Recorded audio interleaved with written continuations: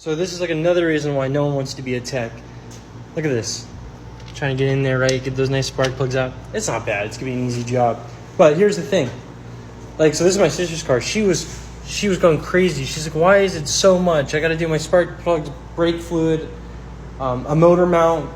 Just the motor mount alone, like, was $1,200. I think her total bill from Mini was $1,700 to do spark plugs, brake fluid flush, cabin air filter, and the motor mount.